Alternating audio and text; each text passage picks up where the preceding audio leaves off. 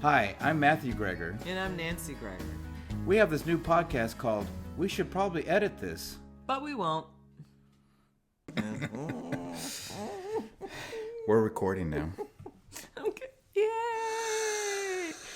So, are you wondering what today's topic is about?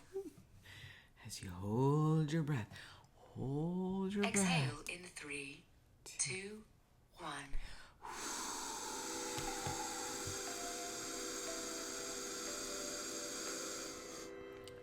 So no, this isn't an infomercial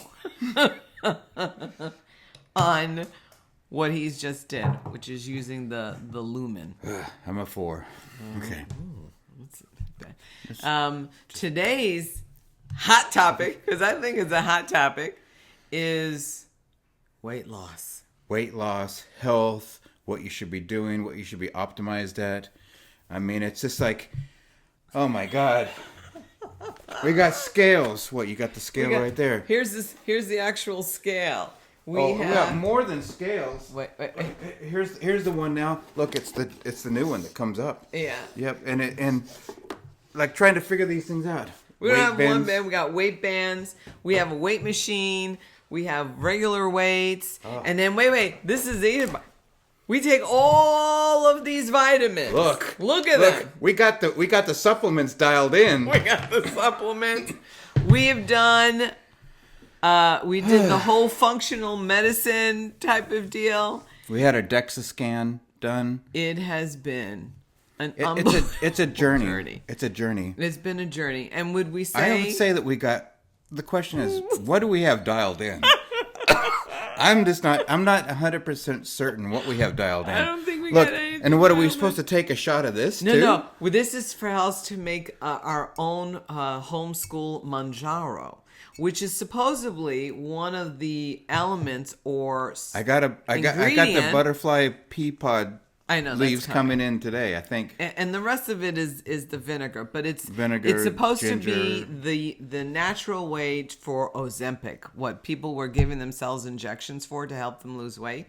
So this is supposed to be the formula when we figure it out on how to help us boost the weight loss. Look, it's something that, in all seriousness. No, I mean, we've been on this journey for a while because, number one, we didn't take care of ourselves in our younger years the way that we should be. So now, as we're approaching the different years of our life, we know that we've got to do something more because, number one, I don't want to be in the shape of No. The reality to it is that we took a hardcore look at our body composition. No, at some people in our lives where we both turned around and said, do I want to be that way? Right. When I'm that old? Right. Do I want to have the ability to get up and get going and know that I have the energy and the stamina? I want to compete with my grandkids when we're going hiking. I'm not competing. I want to be able to maintain. Well, competing, all right. No, I don't want to compete either, but I do want to be able to keep up with my grandkids. Keep up. As we're hiking, Correct. Traveling, moving around. Correct. We don't want to be the G-Mon G-Pa that have to have canes or they got to get pushed along the way. Yeah. We want to be I don't ever want to take an airplane where they have to push me to the seat. Okay? I don't want to be that I don't want to be that guy who's always sitting around on that. Yes. I mean, hopefully, knock on wood, that I won't have some type of ailment or crippling problem that I have to have that. And I think that's what we're realizing right now is that this stage in our life, we've got to dial in our health. We have to dial in. I mean, I've been working on it. When I was 50, I was diagnosed as a diabetic. But that wasn't a news flash, right? Because I had been pregnant several times, and each pregnancy increased my dependency on insulin, and so I had that gestational diabetes when I was pregnant. So, which was always a precursor to if you don't get what it should have been is if you don't get your act together. When you get older, things are going to get worse. And so as true as that was, I turned 50 and everything went flip side. Well, I don't know if it went flip side. It just you got a rude awakening. I had a rude awakening. Yeah. I was more like, when you go to the doctor's office, and you may not know, but I went to the doctor's office, and I'm in the doctor's office, and the doctor says, "No, you have to go see the endocrinologist now." And I was like, "Yeah, all right, lose weight, She said, "No. I'm making the appointment. You need to go now." And I didn't understand what exactly that meant. However, you got to learn what it meant. I trusted her enough to feel that there was something more urgent here, that I could not just skirt away, and I needed to really go. And that began the lifestyle journey. Because I hate using the word diet. I don't like using the word diet.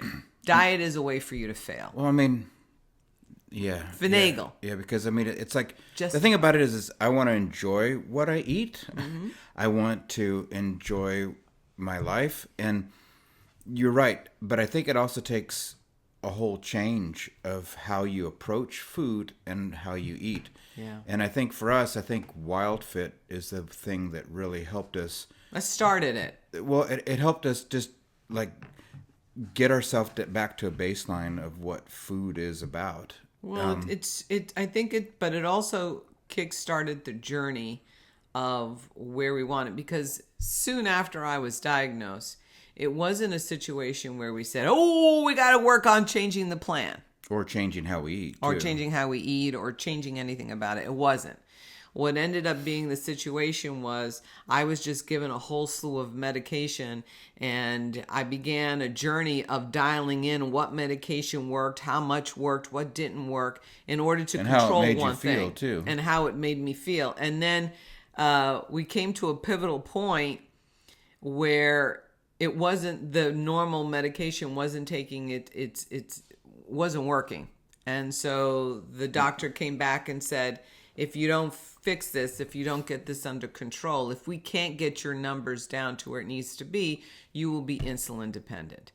And I remembered what that was, and I was like, oh, no. Yeah. No. So at that point, I think that's when I was at least more open to, okay. Well, we started trying to get ourselves in shape much earlier than that when we joined Weight Watchers. Yeah, we did Weight Watchers, and then by the way, that did work for a little while. It did. No, work. I mean it did work. It did work. We lost weight, especially when you look at our before and after at that point in time.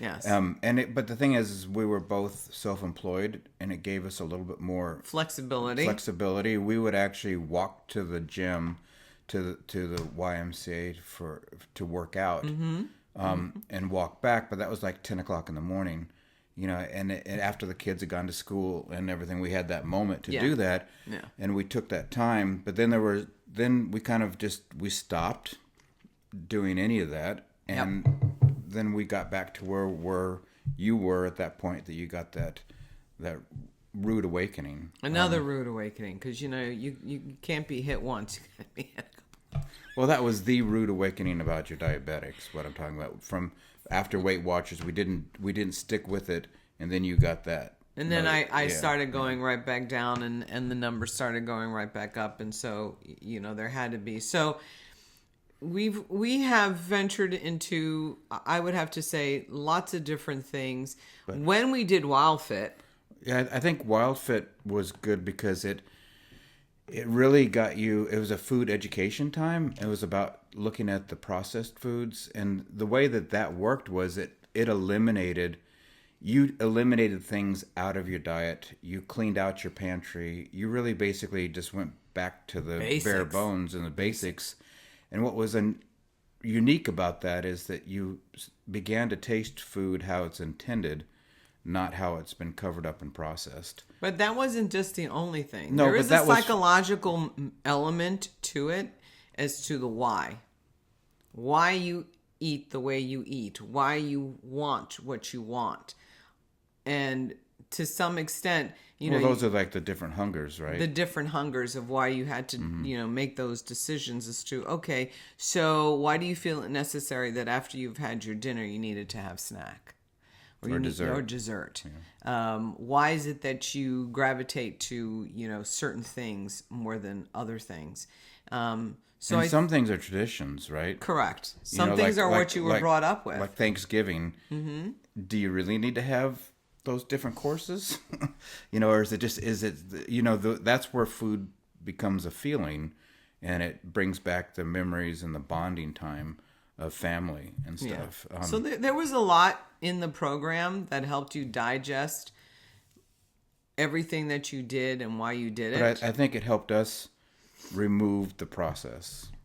The processed foods, I should say. The processed foods, yes. And sugar and dairy and caffeine. Yeah. Yes. And it did, while I was on that program, I will say that my diabetic numbers were the lowest that had ever been in a long, long time. So much so that the doctor, when I went back in and said, Nancy, something's wrong. And I would say, what do you mean something's wrong? She says, no, your numbers are drastically lower. She says, that's not a good thing. And I looked at her and says, I don't understand. She says, we want to see you go on a steady decline. We don't want you to just drop. And so it was funny how she said that. And I said, well, she says, what are you doing? I said, well, we're doing this program where we eliminated so many things out of our food, and we're getting down to the basics. And she said, I could see where that would be helpful, but my concern is the fact that you took a deep dive. And again, my goal was, well, I don't want to be on meds. So for me to get off this medication roller coaster, I needed to figure out. You don't want to be on meds, but yet we switched it for we're vitamins. Doing that to vitamins. You got Boswellia. We did. You've got turmeric. But that wasn't where we were. Well, turmeric was where we were. You got brain and memory boost. Yeah, which I'm still debating. What's this for? I'm still debating. I don't remember on what that. this is for. Yeah, do you? Go. No. I'm telling you, I still don't know why we take that. But in any case. So, it was very enlightening. And when we finished the program, that's when we kind of sat back and said, okay, can this be sustainable? And what do we want to bring back? What do we want to bring back? Can we sustain this? Can we really hold on to this type of feeling? And at first, because we also gave up alcohol, at first, it was kind of like, yeah, I think there's fundamentally certain things we just don't need to bring back into our lives. Right. Primarily dairy. We took dairy out. So no cheese, no yogurt. We eliminated the processed food, which is, in my opinion, there's a lot of reading ingredients. A lot of sitting there, going to the grocery store and reading what's in there. I think the biggest thing is for us through that too is like, if you can't pronounce the ingredients, maybe you don't need it. It's like if it's got more than 5 things in it, something's wrong. Yeah. So it's like trying to figure those things out. And then the thing about it is that each program that you look at or that you watch, they all have a specific way of doing things, and they tell you not to do this or to do this or don't do this. It's like, honestly, it's freaking confusing. It's crazy. It's crazy. Should I fast? Should I not fast? Should I have carbohydrates? Should I not have any grains? Can I not have a piece of bread? Or not? It's enough to really just drive you nuts. And then when you try these different things and they don't necessarily work, it's like you go, man. Okay, sometimes so what's next? Or it's just it's like, why bother? What are we doing here? I don't think it's a why bother. It's no. It's sometimes when it doesn't work, you go in like, what am I doing? You get frustrated. I get frustrated. You do get frustrated. And what was the one thing I've said to you all along? We're not in our 20s. No, and things don't work like they used to. We've evolved differently. Like.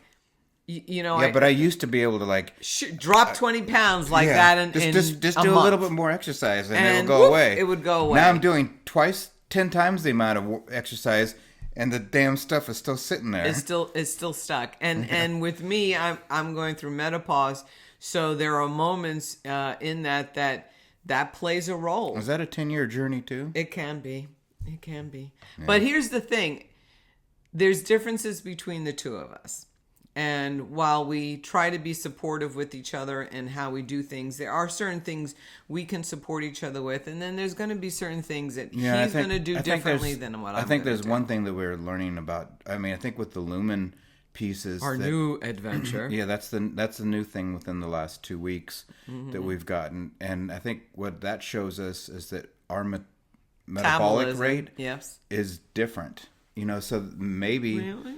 No, but but maybe we need to have slightly different food compositions in our meals. You know, correct. Even though we may prepare the same thing, maybe one of us has less of one thing than another, or we have to prepare a couple different things there and adjust the plate combination. I think it's adjusting the plate combination because if I don't want to be a short order cook. Correct. So I don't want to sit there and have to make something for you and something for me. What was that? We did that years ago when you and Katie did something. I can't remember what it was. I can't remember the name of that either. But you and our daughter did this one program, and the rest of us weren't following that program. And so I would make your meals one way, and then the rest of us had the other meals.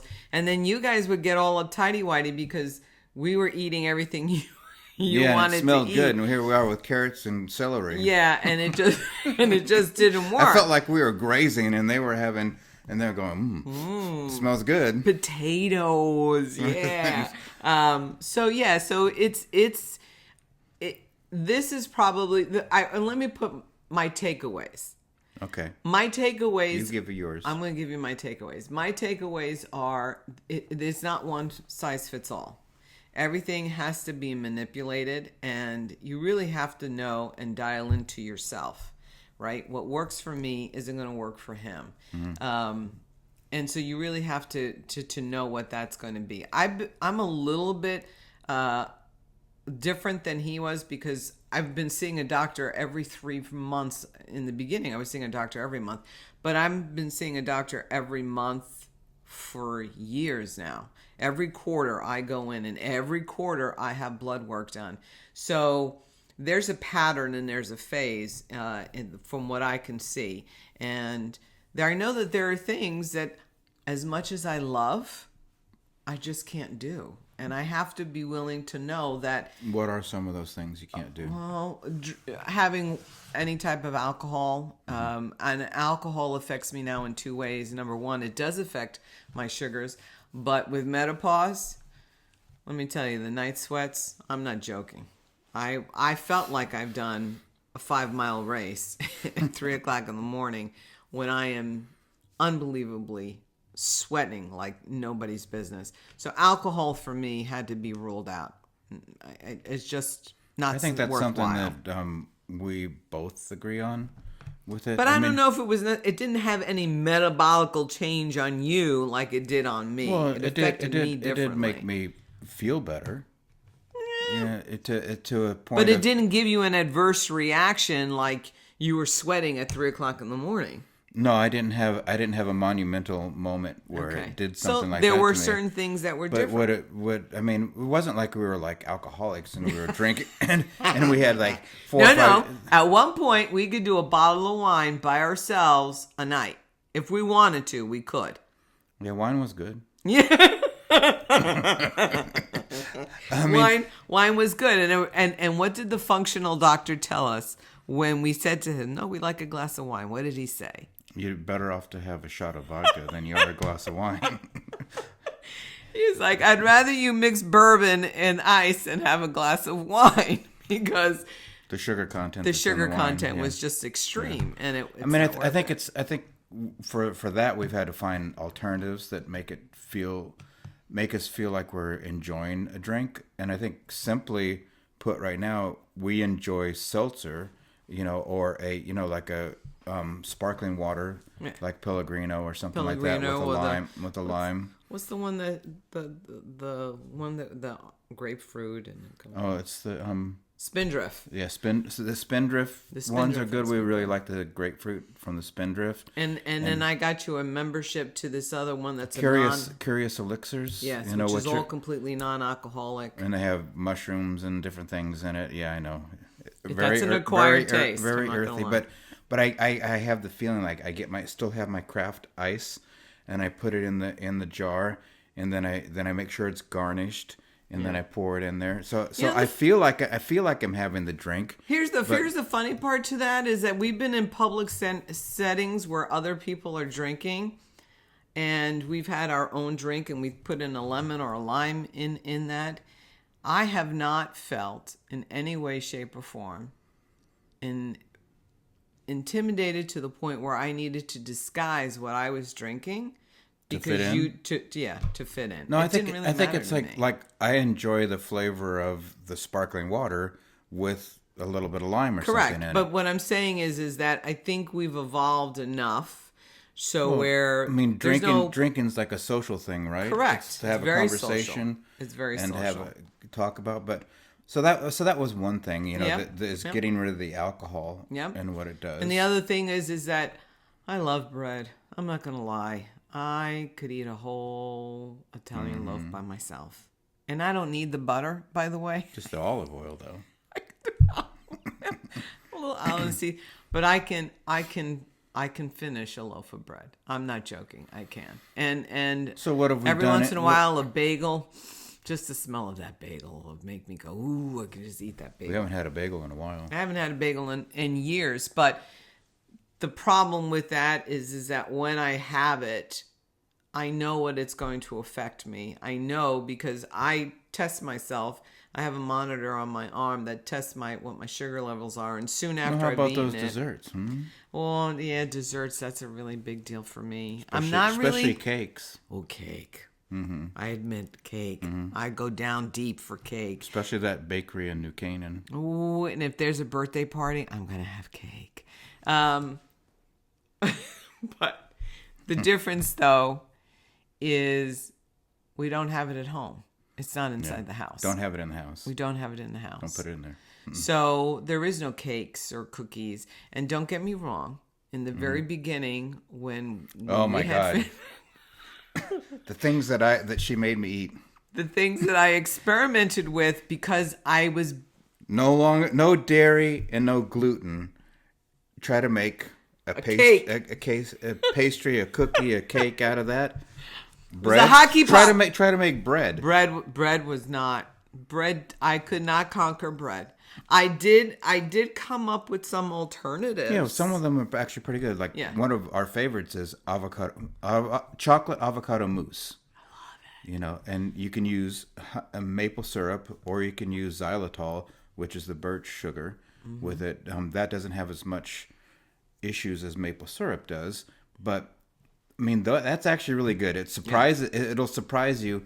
How You don't tasty it even is. taste the avocado. You still get the And we're not using pudding like flavor. And I moved away from cocoa powder, even unsweetened cocoa powder, and we went to a different chocolate. Well, it's still cocoa powder. Well, it's a little different than cocoa not as powder. refined. It's not as refined as cocoa powder. Now, do you remember what it is? Cacao. Yeah, something like that. Yeah. Something like that. And I did make these chocolate chip cookies. They're not chocolate chip. They're not chocolate. I don't know how many times I got to tell you that. I know, but when I first started, this is how new it was. I was at the grocery store and I saw this bag and it said chips. It said Carob. chips. And they look like milk chocolate chips, right? And I was like, oh, look, this is a new chocolate chip. And I came home and there was a recipe on the bag. I used almond flour, which I have been a real big challenge with. And it had almond flour and it had coconut oil. Coconut sugar and coconut oil. sugar. And you had to freeze it, but so I did. You had to cool it before you. You had to freeze baked it or put it in the refrigerator before you baked it. And I did it. And I was like, well, these are great. And he came Well, I home. think that they're tried it. flat and they're almost caramely. Almost. They're actually. I think this the coconut sugar and the carob chips. Yep. Make a great combination, and those are really good. Yeah. I don't know if I'd consider them healthy. No. But they're better than some things. But the thing about it is I came home and I showed it to him. I gave him the recipe and I showed him. I said, look, I found these new chocolate chips. And he just looked at me and said, this isn't chocolate. I said, yes, it is. He said, no, it's not chocolate. And so, but they were a great substitute. And to, like I said, to eliminate everything from your diet, especially if it's something that you crave, is really hard. Yeah. So You struggled with coffee. I went back to coffee. But you are doing some decaf now. I am doing some decaf, and I really just try to do 1 cup every once in a while. I might have 2. You mean once a day? Once oh, a yeah. day. You do 1 cup a day and once in a while, too. Yes. Okay. Yes. And because I've moved to matcha. I would say 90% of the time. 10% I'll have an espresso or a coffee or something. But, Yeah. But I enjoy the matcha when it's mixed right. I don't, but that's okay. That's fine. But I've always liked those earthier flavors, raw mushrooms, matcha. Yeah. Yum. But the funny part of it is that we began this together. We're still working at it. It's not I mean, I think it's clear. like doing it together is important because, like you said, You do need a buddy. Yeah, and you can't be that short order cook where you're No. like preparing different things. That's You why do I need think a now, when we prepare the meals, we just may assemble them slightly different. Than Correct. That. Maybe more. You'll have a little bit more rice than I would. I'll have more vegetables than you might. or Well, the something. I'll lumen have is telling you now you have too many carbs, where Yeah. for me it's Well, like and I had no idea that carbs were beyond everything. grains and bread and stuff, but it's Rice. like fruits. Fruits are high carbohydrates. It's like, okay. I mean, so it's been an education part for me. yeah, that in is true. particular. It's been But the diets that are out there, it's like It's crazy. we tried the fast metabolism diet. Lost 10 pounds. It's supposed to reset your metabolism, but you go. It's. I think it's complicated in the way that it pairs up some foods. It's like you just don't want to eat that. correct. Your 2 days, 2, 2, and 3, and like the middle 2 are protein only. Really, spinach and meats seems like. That was it. And breakfast was challenging. at that Breakfast time. was challenging. I- It was I a lot just- of egg whites. I just don't want to revolve my life around having to be dictated by certain foods I must eat. Well, the objective though of that was to kind of set you off. So once you finished it, you did the 28 days. It then helped you figure out where your metabolism was to kind of kick your metabolism in. The problem with that theory is that you need to know where your metabolism is at now before you can really render a decision as to whether or not that's going to be the program that's going to work for you. Because maybe you don't have a metabolism issue. Maybe you just have to figure out what your carbs are going to be and what your protein is going to be, And fasting, Matthew did really well. But I couldn't do it because for me, being a diabetic, fasting isn't always a great thing to do because if you tend to plunge down and you're going in a downward spiral, that's not a good thing to be because then the first thing you're going to eat is going to just spike you up high. And the objective is to kind of stay in a zone, not too high, not too low, in the zone. And when you have that type of roller coaster ride, it doesn't work. And I think that the struggle that I have is somebody says, no, you don't need to fast. You need to eat 5 meals a day. Then someone else says, no, you got to fast. And it's just like, I think what we've learned from all this, even from like Wild Fit, from the fast metabolism diet, fasting is you've got to craft your own recipe and that works for you. Like with Wild Fit, it was just like, okay, no grains. After the fast metabolism diet, we brought back we brought back in oatmeal and oats, where we had said that wasn't good for us, Right. But I've learned to enjoy some of the newer grains that I would have never eaten if I hadn't been down this journey from farro to quinoa. Yeah. To those different things too. So it's definitely been a journey, and I don't think the journey is over. Yeah. We're still trying to dial in what works for us.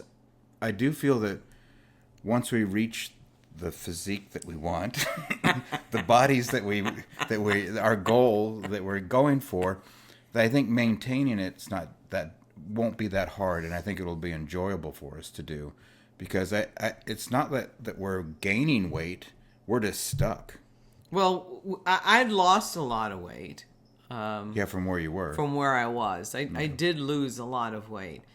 But there's I've always lost still a pretty good bit too, a little bit more to go for me. And I haven't really gained, like, I've gained a pound, maybe 2. I think the most I've ever gained was maybe 5. But then you went back down. But then I would go right back down again, and I would try to. But I needed to get, I think I need to get a little bit more. Like, if I was to lose another 20 pounds, I'd probably say, okay, I think I'm good. The reality, though, is the bigger question is that if I lose that extra 20 pounds, is that really going to affect my numbers? Is that really going to reflect in the diabetic, situation I'm going on? Are my numbers going to improve enough that I can really dial back on No, some of I that think they will. I think, medication? let's kind of end in this episode on exercise and Ooh, exercise. and what we're doing with exercise. And I mean, that's another thing that I know that I'm probably lacking the most on. I really just don't like going and exercising with weights and not doing does? something, to be truthful. But I've started to enjoy it a little bit more than I had in the past. But I'm the guy that wants to be outside. So now that we've got warmer weather here, I love getting up in the morning and going for a bike ride. That's something that I enjoy doing, and I try to push myself. And I've also changed the way that I work out to really isolate different parts of my body for that workout. And instead of trying to do three-day workout, I'm trying to do 5-day, more isolated versus 3-day total body. So I'm hoping that's going to help change. But I know I need to really ramp up the whole physical part of doing it for me to really move that needle. And I find that that's hard. I mean, I want to find things that are that are active for me, that I can do, that I enjoy, like playing tennis. And it seems like that's when I can actually get my cardio in, and I see the actual heart rate move up. Riding my bike or working out, I don't feel like I'm making that movement like I do when I'm playing tennis. Well, that's great for you. I'm not playing tennis. No, I know. It's I not didn't ask you something to that I go. wanted to do, nor am I really interested in I think doing we should try pickleball. I'm not doing pickleball. I think you could do No, I don't pickleball. want to do pickleball. But what I have been doing that I have not done before is I do weightlifting 3 times a week. I follow this lady on YouTube, and it's 30 minutes. Who is that? Lift Weights with Cece. And I do it for 30 minutes, and that is a doable process. And I do it first thing in the morning, because if I wait till the afternoon, something will come You're gonna have up. an excuse not to do it. Something's gonna come up that's gonna say no, don't go. And at first, the company that I worked for kind of was trying to get us to go back into the office more, and the building that they had a great workout room.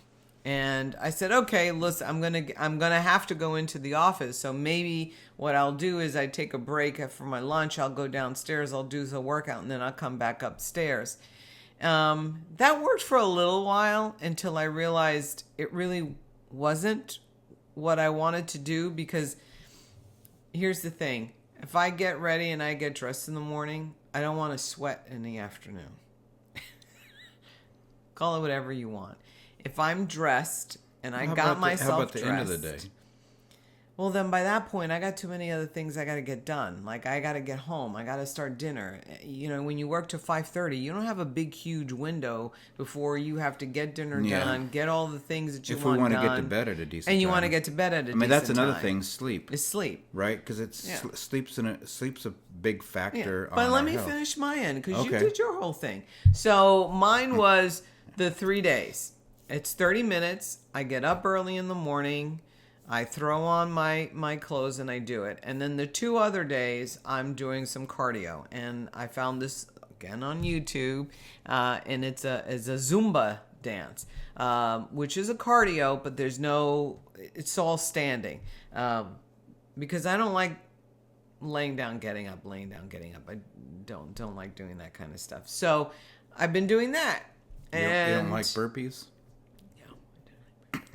And so I've been doing that, and I'm realizing that yes, the weight strain, is really doing well. But you also have to keep in mind, you start a plan and you start a routine.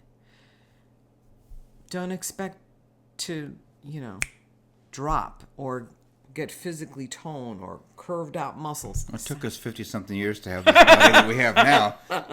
There's a lot of sculpting that went into that. And as a friend of mine said, "Oh, I don't want any saggy skin, because then what do I do with the saggy skin?" And my response to her was, "Well, just go get the surgery and suck out the saggy skin." But there is something to be said about understanding there's a path. It's gonna take some time. It's gonna take a little bit more work to sculpt what we have now. We've got a big block of clay to work with, I'll tell you that. It's gonna take a lot to sculpt it back down. But it's okay, because I think we're moving in the direction we want to move in. Yeah.